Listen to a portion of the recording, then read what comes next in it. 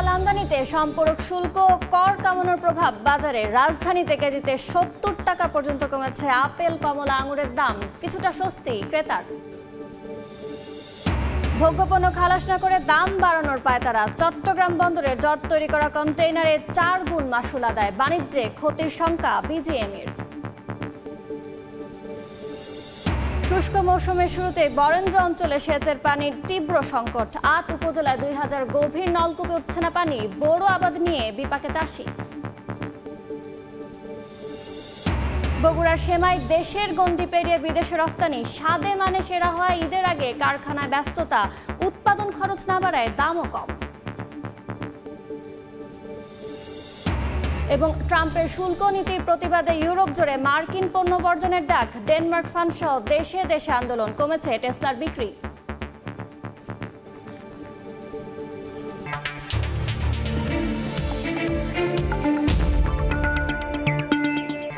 দেখছিলেন শিরোনাম। আমন্ত্রণ জানাচ্ছি দেশ ও দেশের বাইরের অর্থ বাণিজ্যের নানা খবর নিয়ে আমাদের নিয়মিত আয়োজন এই সময়ের বাণিজ্যে। আপনাদের সঙ্গে আছি আমি ইয়ানুর শিফাত। ফল আমদানিতে সম্পূরক শুল্ক ও কর কমানোর প্রভাব পড়েছে রাজধানীর খুচরা বাজারে। আপেল, কমলা, আঙুর, নাশপাতির দাম রাতারাতি কমেছে কেজিতে ৩০ থেকে ৭০ টাকা পর্যন্ত। দাম আরও কমবে বলে জানিয়েছে তাজা ফল আমদানিকারক সমিতি।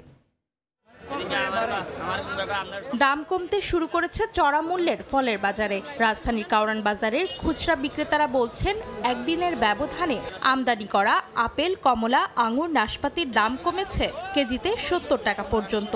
তাদের দাবি মানছেন ক্রেতারাও। যে আপেলটা ছিল ৩৫০ টাকা, সে আজকে সে আপেল ৩২০ টাকা। গতকাল নাশপাতি ছিল ৩০০ টাকা, আজকে ২৮০ টাকা। গতকাল আঙুর ৩৫০ টাকা, ৭ আঙ্গুর ছিল, এই আঙুর আজকে ৩০০ টাকা, ২৮০ টাকা বিক্রি হচ্ছে। আমরা চাই সহনশীল পর্যায়ে থাকুক, আরো দাম করুক। হঠাৎ করে ফলের বাজারে দাম কমতির কারণ গেল সোমবার রাতে নতুন এক প্রজ্ঞাপনে আপেল, কমলা, মাল্টা সহ লেবু জাতীয় ফল আমদানিতে সম্পূরক শুল্ক ৩০% কমিয়ে ২৫% করা হয়েছে। মওকুফ করা হয়েছে ৫% আগাম কর।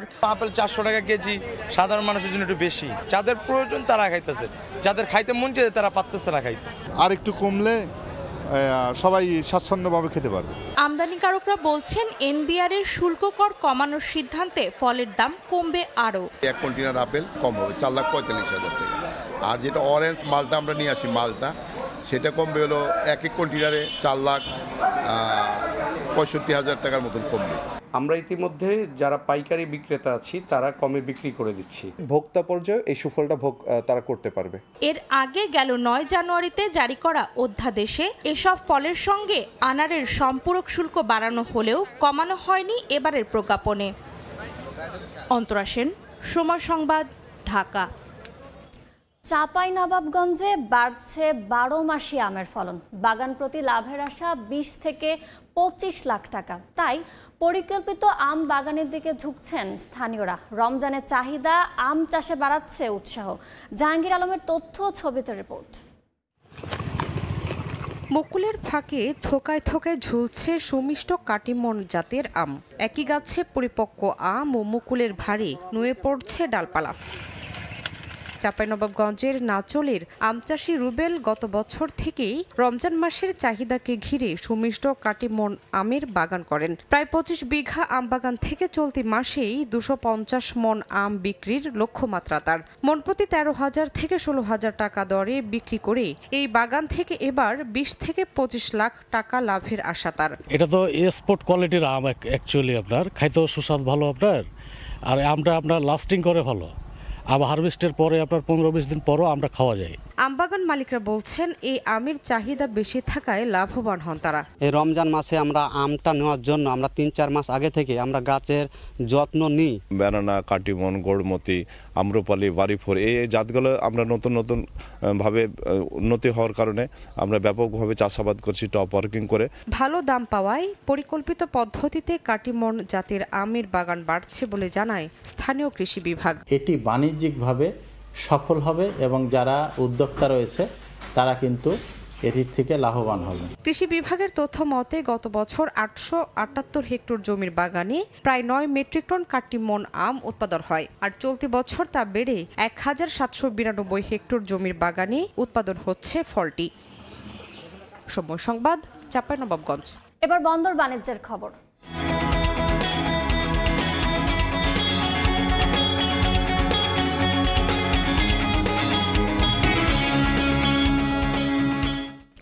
বন্দরে জট তৈরি করা কন্টেইনার প্রতি 4 গুণ মাশুল আদায় অব্যাহত রাখার সিদ্ধান্তে অটল চট্টগ্রাম বন্দর কর্তৃপক্ষ। এদিকে আমদানি রফতানি বাণিজ্যের ক্ষতির মুখে পড়ার দাবি করে তা প্রত্যাহারের অনুরোধ জানিয়েছে বিজিএমইএ। সাক্ষাৎচিপুর ক্যামেরায় বিস্তারিত জানাচ্ছেন কমল দে। ৫৩,৫১৮ টিউস ধারণ ক্ষমতা চট্টগ্রাম বন্দরে এই মুহূর্তে কন্টেনার রয়েছে মাত্র ২৯,৬৫১ টিউস। আর মঙ্গলবার একদিনের রেকর্ড ৪,৮৫৫ টিউস কন্টেনার বন্দর থেকে ডেলিভারি হয়েছে। অথচ মার্চ মাসের শুরুতে বন্দরের বিভিন্ন ইয়ার্ডে ৪৫,০০০-এর বেশি কন্টেনার আটকে ছিল। 4 গুণ করার ফলে কি হয়েছে, কন্টেনার কিন্তু দ্রুত খালাস হয়ে গেছে। আমি হিসাব করে দেখছি প্রতিদিন অতিরিক্ত প্রায় ১,০০০ কন্টেনার অতিরিক্ত এখান থেকে আউট হয়েছে। আমদানি করা ভোগ্যপণ্য বন্দরে আটকে রেখে বাজারে কৃত্রিম সংকট সৃষ্টির মাধ্যমে দাম বাড়ানোর জন্য সিন্ডিকেট ব্যবসায়ীরা যে পরিকল্পনা নিয়েছিল বন্দর তা নস্যাৎ করে দিয়েছে। ভোগ্যপণ্য ডেলিভারি চলছে দ্রুত গতিতে, তবে বন্দরের এই 4 গুণ মাশুল আদায়ে ক্ষতির মুখে পড়তে যাচ্ছে বিজিএমইএ, এমনটি দাবি করছেন গার্মেন্টস ব্যবসায়ীরা।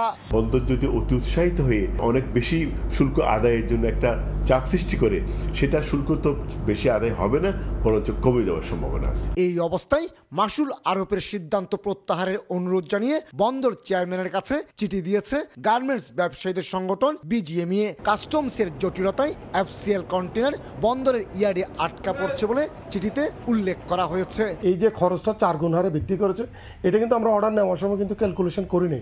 কিন্তু এটা যদি অন্যান্য সময়ের চাইতে যদি এখন যে কন্টিনিউশনটা থাকে, তাহলে কিন্তু আমাদের বড় ধরনের একটা আর্থিক ক্ষতি। অবশ্য ঈদের দীর্ঘ ছুটিতে কারখানা বন্ধ রাখতে হবে বলে গার্মেন্টস মালিকেরা প্রস্তুতকৃত পোশাক রফতানির জন্য আগেভাগে অফডকের পাশাপাশি বন্দরে রেখে আসে। একইভাবে আমদানি করা কাঁচামাল গুদামে না এনে বন্দরে সেনে ফেলে রাখে। কমল দে, সময় সংবাদ, চট্টগ্রাম। দর্শক, এখন আমরা আলোচনা করব দেশি ফলের চাষ বৃদ্ধি ও আমদানির নির্ভরতা কমানোর বিভিন্ন দিক নিয়ে। এজন্য আমাদের সঙ্গে ভার্চুয়ালি যুক্ত হয়েছেন কৃষিবিদ অধ্যাপক ডক্টর মোহাম্মদ সদরুল আমিন। স্যার, এই সময়ের বাণিজ্যে আপনাকে স্বাগত। জি, ধন্যবাদ। স্যার, আমরা যেভাবে দেখছি দিন দিন ফলের দাম যেভাবে বাড়ছে, সেটি সাধারণ মানুষের ক্রয় ক্ষমতার বাইরে চলে যাচ্ছে। সেটি নিয়ন্ত্রণের জন্য আমদানি নির্ভরতা কমানো ছাড়া আর কোনো উপায় আছে কি? ধন্যবাদ। আপনি আগে একটা কথা বলছিলেন যে তাজা ফল আমদানিকারক সমিতির বরাত দেওয়া সূত্র ধরে। আসলে বাংলাদেশে ফলের টোটাল বাজারটা এখন আমদানিকারক যারা আছে তারা কন্ট্রোল করে, এবং তারা এমনভাবে কন্ট্রোল করে যে আমরা এখন আমদানি ফলের দিক দিয়ে আমরা যদি বলি যে আমরা আগে ছিল 12 মাসে 13 ফল, এখন হয়ে গেছে 12 মাসে 35 ফল, বাকিগুলি সব আমদানি করা। এবং তারা এমনভাবে করে দেশীয় ফল যদি কেউ বাজারে নিয়ে যায়, তাহলে তাকে তুচ্ছ তাচ্ছিল্য করে বলে যে এগুলিতে বীজ দেওয়া, এগুলি খাইয়েন না, এগুলি ঠিক নাই। এইভাবে তারা আমদানি করা ফলটা নিজেরা কন্ট্রোল করে দাম বাড়িয়ে রাখে। আর বিশেষ করে আমাদের যে সরকারি নার্সারিগুলি আছে, নার্সারিগুলিতে ফলের চারা দেয়, সেই জাতের সাথে বা 12 মাস কোন সময় হবে তার সাথে তার কোনো মিল থাকে না। অর্থাৎ চারা কলম, দেশের চারা কলমটাই হইলো নকল, আর বিদেশ থেকে যেটা আনে তারা ইচ্ছা মতো দাম বসায়। তার সাথে আছে তথ্য বিভ্রাট হইলো এটার প্রোডাকশন এত, এটার প্রোডাকশন এত, আমদানি এত, চাহিদা এত, মিথ্যা কথা বলে তারা আমদানিটা তারা কন্ট্রোল করে। আচ্ছা, এখন আমি যদি বলি করণীয় কি? করণীয় হচ্ছে বাংলাদেশের দেশীয় ফলের বা দেশে উৎপাদিত ফলের জাতের কোনো অভাব নাই, কিন্তু এখন প্রত্যেকটা জাতের উৎপাদন প্রযুক্তি যদি আমরা তৈরি করতে পারি, তাহলে ফলের উৎপাদন বেড়ে যাবে, আমাদেরকে আমদানি করতে হবে না। এবং এই জন্য আগে যেভাবে করতো যে বিআরআই কৃষি গবেষণা ইনস্টিটিউটের, এটা ওয়াইবাটি সরেজমিন গবেষণা বিভাগ আছে, তাদের দায়িত্ব হইল। আপনি যেমনটা বলছিলেন ফলের বিভিন্ন ধরনের উচ্চ ফলনশীল যে জাতের কথা, আমরা কিন্তু চালের ক্ষেত্রে এমনটা দেখি, ফলের ক্ষেত্রে এমনটা না দেখার পিছনে আসল কারণটা কি? না, ফলের ক্ষেত্রে হলো যে চারাটা মানুষ লাগাবে, বলা হয় এটা 12 মাসি আম, এটা নেন, নিয়ে দেখা যায় এটা 12 মাসি হয় না। এছাড়া কতগুলি বেসরকারি টেলিভিশন এবং বেসরকারি যে ইউটিউব, এমনভাবে কতগুলি ফলস মিথ্যা প্রযুক্তি তারা প্রচার করতে থাকে, তাতে কৃষকরা প্রতারিত হয় এবং এই সুযোগটা নেয় আমদানিকারকরা, তারা টোটাল মার্কেটটা। যেমন দেখেন রাজশাহীর আম ঢাকা একটা ট্রেন দিয়ে আনবে, আনার পরে সেখানেও তারা নানা রকম কারসাজি করিয়া সেই আমটা আনতে দিল না এবং সেই প্রোগ্রামটা ফেল করলো। এখন আমি বললাম যে আপনি দেশীয় উৎপাদনগুলির আপনি উৎপাদন প্রযুক্তি উন্নত করেন, ফলন বেড়ে যাবে, আমদানি করা লাগবে না। আর এটা সরজমিন গবেষণা বিভাগ করতে পারে। আরেকটা হলো আপনি সরকারিভাবে যদি বাণিজ্যিক ফলের বাগান উৎপাদন করেন, কমার্শিয়াল বাণিজ্যিক বাগান উদাহরণ তৈরি করেন এবং সেখানে তারা কৃষক যদি সেই অনুসারে বাগান তৈরি করে, তাহলে ফলের উৎপাদন 2 গুণ 3 গুণ বেড়ে যাবে, আমাদেরকে আমদানি করতে হবে না। আরেকটা হলো যে বিশ্বস্ত ইনপুট সার্ভিস, আমরা সার, বীজ, কীটনাশক, অন্যান্য যত যাবতীয় জিনিস আছে সেটা যদি আপনি বিশ্বস্ত হয়, সারে যদি ভেজাল না থাকে, কীটনাশকে যদি ভেজাল না থাকে, তাহলে আমাদের উৎপাদন বাড়বে এবং অবশ্যই আমাদেরকে এখন আর আমাদেরকে যে কৃষি পরিবেশ অনুসারে যে জাত এলাকা করা, যেমন আমাদের রাজশাহী চাঁপাইনবাবগঞ্জ থেকে এখন কিন্তু সেটা ওই খাগড়াছড়ি চলে গেছে, পাহাড়ি এলাকায় চলে গেছে, ওই সাতক্ষীরা চলে গেছে, রংপুরে, সেই এরিয়াগুলি আমাদের ঠিক করতে হবে। স্যার আমরা যেমনটা দেখি আপেল, কমলা, তারপর আঙ্গুর এগুলো কিন্তু চাষ হয় দেশে, কিন্তু তেমন ব্যাপকতা নেই, সফলতা নেই। এর পিছনে কারণটা কি মাটির গুণাগুণ বা ভালো মানের বীজ, নাকি হচ্ছে সদিচ্ছার ঘাটতি? ভালো বিদেশি জাতের বিভিন্ন ফল সেগুলি আবহাওয়া নির্ভর। আমি দিনাজপুরে থাকতে আমি অনেক চেষ্টা করছি যে সেখানে আপেলের চাষ করা যায় কিনা, কিন্তু আপেলটা বড় হয় না, 2-1টা হয়, কিন্তু সেগুলি অনেক সময় এমনভাবে প্রচার করা হয় আমাদের সেগুলির উপরে আমাদেরকে নির্ভর করা ঠিক হবে না। আমাদের দেশে যেটা ভালো হয় আম, লিচু, কলা, পেয়ারা, আতা, ওই আনারস, এইগুলির উপরে যদি আমরা জোর দিই তাহলেই যথেষ্ট এবং সেইটাই আমাদের জন্য অবশ্যই আমাদেরকে আমদানি করতে হবে না এবং এতে কোনো সন্দেহ নাই। এছাড়া দেখেন আমাদের যে আবহাওয়া পরিবর্তন যেটা হচ্ছে, জলবায়ু, সেই পরিবর্তনটাও কিন্তু আমাদের এই প্রধান 10টা ফল চাষের অনুকূলে আছে। আমরা এখন আম, লিচু হচ্ছে ঈশ্বরদীতে, এমনকি লিচু হচ্ছে এখন কিশোরগঞ্জে, লিচু হচ্ছে এখন নারায়ণগঞ্জে, এবং এইগুলি আমাদের জন্য অ্যাডভান্টেজ। আমাদের এই সুযোগটা কাজে নেওয়া উচিত এবং এই সমস্ত বেসরকারি চ্যানেলের, ইউটিউবের এবং কি বলে আমদানিকারকদের প্রতারণা, এগুলির যেন আমরা একটু সাবধানে নেই। আবার অনেকে ইউটিউবে প্রচার করে বলে যে এটা ওই কোম্পানির দায়িত্ব, আমরা কিন্তু এর তথ্যগত দায়িত্ব নেই না, এগুলি আমাদের হিসাবে নেওয়া উচিত। আর কতগুলি আপনার কাছে আমার শেষ প্রশ্নটি হচ্ছে যে ফল চাষের জন্য ক্রপিং জোনের যে উপযোগিতা ব্যবহার, সেটা কৃষি মন্ত্রণালয়ের কোনো উদ্যোগ আপনার চোখে কি পড়েছে?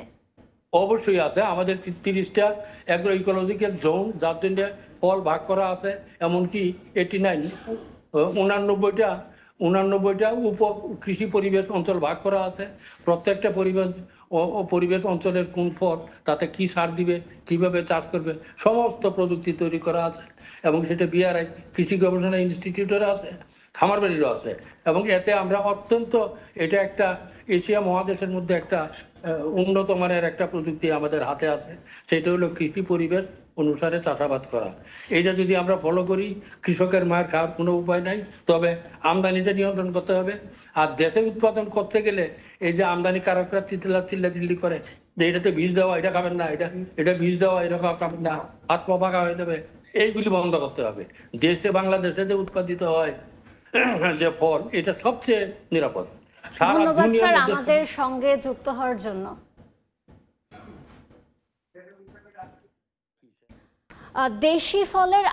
দেশি ফলের দাম কমানো এবং আমদানি নির্ভরতা কমানো নিয়ে আমাদের সঙ্গে আলোচনা করছিলেন অধ্যাপক সদরুল আমিন। দর্শক, এবার জানাবো পুঁজি বাজারের খবর। প্রধান বাজার ঢাকা স্টক এক্সচেঞ্জ ডিএসইতে সূচকের মিশ্র প্রবণতা দিয়ে চলছে লেনদেন। সবশেষ পরিস্থিতি জানাতে সরাসরি নিয়ে যাচ্ছি ডিএসইর ওয়েবসাইটে।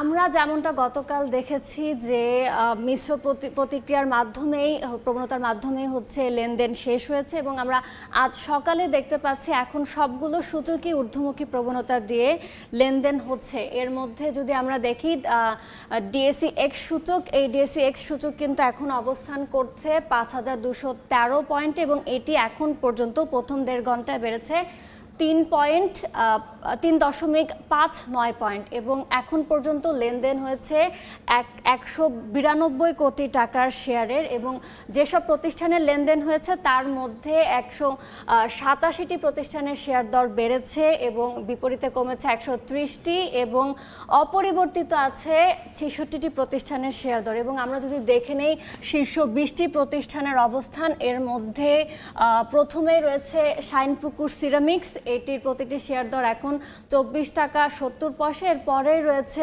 উত্তরা ব্যাংক, তারপর রয়েছে 3 নম্বরে ইভিস টেলিকম টেক্সটাইল লিমিটেড এবং এর পরে রয়েছে ফুয়াং ফুডস এবং পঞ্চম স্থানে রয়েছে ফুয়াং গ্রোসারিজ লিমিটেড এবং ফুয়াং সিরামিক্সের আমরা দেখতে পাচ্ছি প্রতিটি শেয়ার বিক্রি হচ্ছে 16 টাকায়। এবং এই ছিল আমার কাছে ঢাকা স্টক এক্সচেঞ্জের সবশেষ খবর। ঈদকে সামনে রেখে ফেনীর বিভিন্ন শপিং মল ও বিপণী বিতানগুলোতে বাড়ছে ক্রেতার ভিড়। বিস্তারিত জানাতে এই মুহূর্তে সেখানে আছেন রিপোর্টার আতিয়া সজল, সরাসরি যাচ্ছে তার কাছে। ঈদ যত ঘনিয়ে আসছে ফেনীর শপিং মল, বিপণী বিতান এবং বিভিন্ন মার্কেটগুলোতে কিন্তু যে ঈদের কেনাকাটায় মানুষের ভিড় বাড়ছে। যদিও সকালবেলা সেই ভিড় কিছুটা কম থাকে, তবে বেলা যত গড়াতে থাকে ততই কিন্তু এ সকল মার্কেটগুলোতে ঈদের কেনাকাটায় মানুষ হুমড়ি খেয়ে পড়ে। এবং ব্যবসায়ীরা যেটা জানিয়েছেন যে তারা বেলা বাড়ার সাথে সাথে ক্রেতাদের ভিড় বাড়ে এবং তাদের ফুসরত থাকে না আসলে এ সকল কাস্টমারদের সামাল দিতে তারা অনেকটা হিমশিম খান। আপনারা জানেন ফেনী রেমিটেন্স অধ্যুষিত জেলা এবং শুধু ফেনী নয়, ফেনীর পার্শ্ববর্তী যে জেলাগুলো রয়েছে বিশেষ করে কুমিল্লার 14 গ্রাম এবং নোয়াখালীর কোম্পানিগঞ্জ, খাগড়াছড়ির যে রামগড়, চট্টগ্রামের মিরসরাই, এসব উপজেলার মানুষও কিন্তু ফেনীমুখী বিভিন্ন সময় কেনাকাটা করতে আসেন এবং ফেনীর বিপণী বিতানগুলোতে কিন্তু সেই আঁচ কিন্তু পড়ে, সেই বিক্রির ঢেউটা কিন্তু পড়ে। এবং দেখতে পাচ্ছেন যে এখন বেলা হতে না হতেই কিন্তু বিভিন্ন শপিং মলগুলোতে ঈদের কেনাকাটায় ভিড় জমাচ্ছে মানুষ। এবং শুধু মার্কেটগুলোতেই নয়, ফেনীর যে বিভিন্ন গুরুত্বপূর্ণ সড়কগুলোতে বিশেষ করে এসএসকে সড়কে বা শহীদ শহীদুল্লাহ কায়সার সড়কে এখানে কিন্তু প্রায় 30টিরও বেশি বিভিন্ন ব্র্যান্ডের শোরুম রয়েছে। সেসব শোরুমও কিন্তু আমরা কথা বলেছি যে এখানে বেচাকিনা এখন জমে উঠতে শুরু করেছে।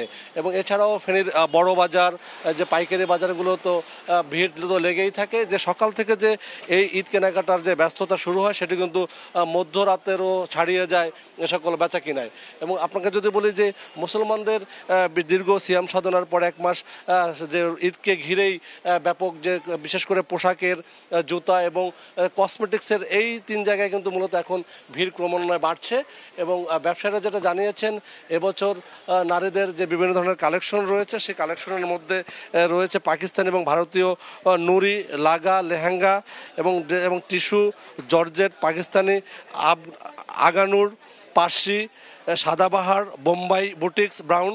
বাচ্চাদের জন্য রয়েছে লেহেঙ্গা, এবার এক্সকার্ট, আফগান ফার্সি এবং মুলতানের সুলতান, এ জাতীয় বিভিন্ন নামকরণ তারা করে থাকে। এবং সে সকল নামকরণ দিয়েই কিন্তু বিভিন্ন নাম দিয়ে বিভিন্ন ধরনের গ্রাহকদের আগ্রহী করে তোলে কেনাকাটায়। এই ছিল আমার কাছে ফেনীর ঈদ কেনাকাটার সবশেষ। ফেনী থেকে সরাসরি যুক্ত হয়েছিলেন রিপোর্টার আতিয়া সজল।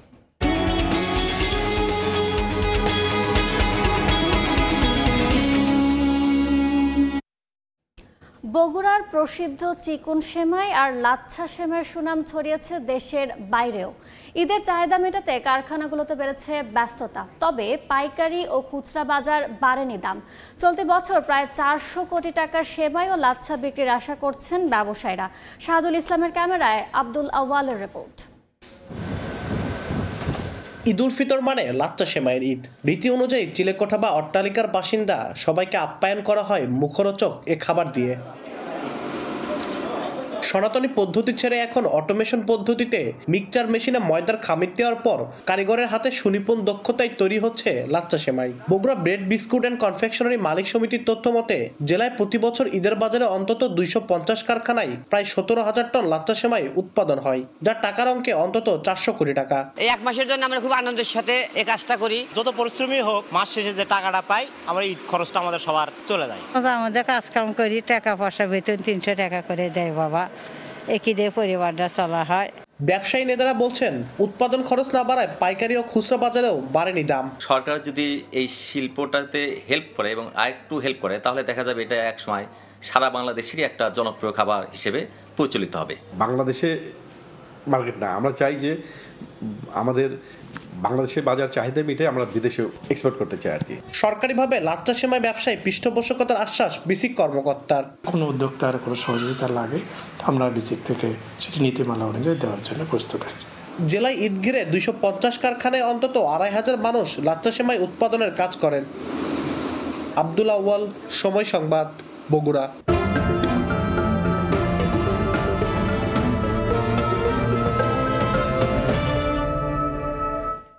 শুষ্ক মৌসুমের শুরুতেই বরেন্দ্র অঞ্চলের সেচের পানির তীব্র সংকট। বোরো ধানের চারা রোপণের 2 সপ্তাহ পার হলেও জমিতে মিলছে না পর্যাপ্ত সেচের পানি। এতে চরম দুশ্চিন্তায় কৃষকরা। সংকট দেখা দিয়েছে খাবার পানিরও। হাবিবুর রহমান পাপ্পুর তোলা ছবিতে বিস্তারিত সাইফুর রহমান রকির প্রতিবেদনে।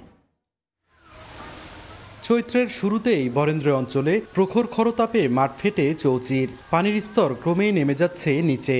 একই অবস্থা রাজশাহী, চাঁপাইনবাবগঞ্জ, নওগাঁ, নাটোর ও পাবনা সহ বিভাগের বিভিন্ন জেলার কৃষকের আবাদি জমির। বরেন্দ্রের 8টি উপজেলার 1960টি গভীর নলকূপে পানি উঠছে না। আর 1 বছরেরও বেশি সময় ধরে নষ্ট হয়ে পড়ে আছে 300 ডিপ টিউবওয়েল। অনেকে বাধ্য হয়ে বাসাবাড়িতে ব্যবহৃত মিনি পাম্প দিয়ে কেউ কেউ জমিতে সেচের ব্যবস্থা করছেন, কিন্তু পর্যাপ্ত সেচের পানি না পাওয়ায় বড় উৎপাদন নিয়ে দুশ্চিন্তায় কৃষক। ডিপটা অকেজো হয়ে পড়ে থাকার জন্য লিগার নাই, তলে পানি পাচ্ছে না। মাঠ কাট তো সব পড়ে আছে মাঠে, একটা তো জমি আবাদ নাই, নামে গেছে পানি নিচে, এখন পানি আর পাওয়া যাচ্ছে না, সেচ দিতে পারছি না, অনেক কষ্ট হচ্ছে আর কি। আমাদের মৌসুমলা শেষ হয়ে গেল, এই যে এলাকা দেখেন কিভাবে মরুভূমি হয়ে পড়ে আছে। এ অবস্থায় বরেন্দ্র অঞ্চলে শত শত বিঘা আবাদি জমি পতিত পড়ে আছে। শুধু সেচ নয়, জেলাগুলোতে বিশুদ্ধ খাবার পানির সংকটও চরমে। বাসাবাড়িতে দৈনন্দিন কাজের জন্য দূর দূরান্ত থেকে কলস ভরে পানি নিয়ে আসছেন নারীরা। বিপলষ্ট ওই জন্য আবার ধরেন কেজি এই পানির সমস্যা। মোটরটা জুড়লে পরে আমার 1 ঘন্টা করে পানি আসে, ওটাই আমরা দিন কিস্তি একবার করে রাখি। বরেন্দ্র যদি ডিপ টিউবওয়েলটা আমাদেরকে করে দিত তাহলে আমরা শেষ কিছু না কিছু করতে পারতাম। নষ্ট ডিপ টিউবওয়েলগুলো মেরামতের কোনো পরিকল্পনা নেই জানিয়ে বরেন্দ্র বহুমুখী উন্নয়ন কর্তৃপক্ষের দায়িত্বশীল কর্মকর্তা বলছেন, বোরো ধানের সেচ অব্যাহত রাখতে কিছু কিছু এলাকায় মিনি পাম্প বসানোর উদ্যোগ নেওয়া হয়েছে। বিভিন্ন স্কিমে পানির সংকট রয়েছে, সেখানে আমরা ধানের বিকল্প ফসল চাষবাস করার জন্য আমরা কৃষকদের অলরেডি উদ্বুদ্ধ করেছি। সংশ্লিষ্টরা জানান, প্রায় 5 লাখ কৃষকের 3 লাখ হেক্টর জমিতে সেচের পানি সরবরাহ করে বরেন্দ্র বহুমুখী উন্নয়ন কর্তৃপক্ষ। সাইফুর রহমান রকি, সময় সংবাদ, রাজশাহী।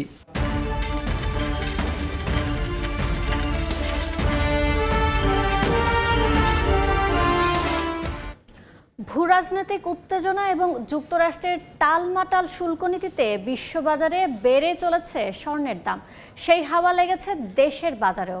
প্রতি ভরি 22 ক্যারেটের দাম দাঁড়িয়েছে প্রায় 1,55,000 টাকা। তবে বিশ্ববাজারে রূপার দাম বাড়লেও অপরিবর্তিত দেশের বাজারে। বিশ্ববাজারে বেড়েছে স্বর্ণের দাম। একদিনের ব্যবধানে আউন্স প্রতি প্রায় $6 বেড়ে দাঁড়িয়েছে $3036 কিছু বেশি। সেই সঙ্গে বেড়েছে রূপার দামও। আন্তর্জাতিক গবেষণা সংস্থা ট্রেডিং ইকোনমিক্সের তথ্য বলছে, ভূরাজনৈতিক উত্তেজনা এবং যুক্তরাষ্ট্রের টালমাটাল শুল্ক নীতিতে বেড়ে গেছে মূল্যবান ধাতু, স্বর্ণ ও রূপার দাম। বিশ্ববাজারের সঙ্গে মিল রেখে দেশের বাজারে ভরি প্রতি 22 ক্যারেটের স্বর্ণের দাম বেড়ে হয়েছে 1,54,945 টাকা, 21 ক্যারেট 1,47,900 টাকা, 18 ক্যারেট 1,26,776 টাকা এবং সনাতন পদ্ধতির স্বর্ণের দাম হয়েছে 1,04,498 টাকা। এদিকে স্বর্ণের দাম বাড়লেও দেশের বাজারে অপরিবর্তিত আছে রূপার দাম। সাদিক হাসান ইমন, সময় সংবাদ, ঢাকা।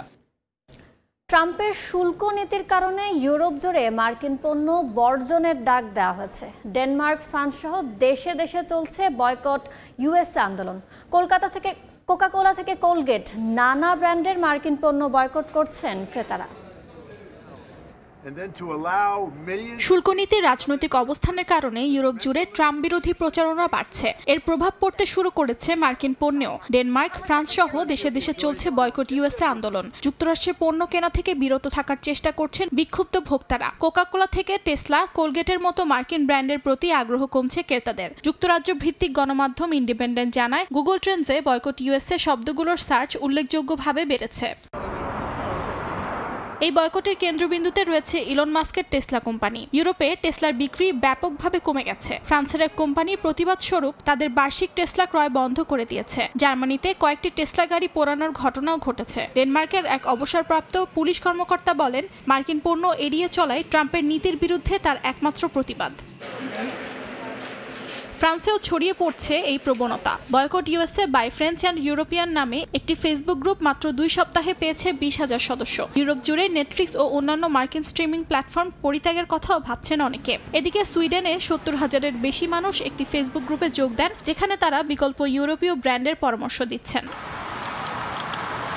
শুধু ব্যক্তিগত পর্যায়েই নয়, বড় কোম্পানিগুলো এখন যুক্তরাষ্ট্রের সঙ্গে সম্পর্ক ছিন্ন করছে। মার্কিন নৌবাহিনীর জন্য জ্বালানি সরবরাহ না করার ঘোষণা দিয়েছে নরওয়ের বৃহত্তম তেল সরবরাহকারী প্রতিষ্ঠান হালবাক। অর্জিতা শহীন, সময় সংবাদ। এ সময়ের বাণিজ্যের শীর্ষ সংবাদগুলো জানিয়ে দিচ্ছে আরেকবার। ফল আমদানিতে সম্পূরক শুল্ক কর কমানোর প্রভাব বাজারে। রাজধানীতে কেজিতে 70 টাকা পর্যন্ত কমেছে আপেল, কমলা, আঙুরের দাম। কিছুটা স্বস্তি ক্রেতার। ভোগ্যপণ্য খালাস না করে দাম বাড়ানোর পায়তারা। চট্টগ্রাম বন্দরের জট তৈরি করা কন্টেইনারে 4 গুণ মাশুল আদায়। বাণিজ্যের ক্ষতির শঙ্কা বিজিএমইর। এবং শুষ্ক মৌসুমের শুরুতে বরেন্দ্র অঞ্চলে সেচের পানির তীব্র সংকট। 8 উপজেলায় 2000 গভীর নলকূপে উঠছে না পানি। বোরো আবাদ নিয়ে বিপাকে চাষি।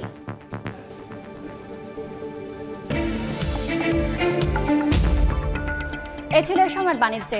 সঙ্গে থাকুন সময়ের।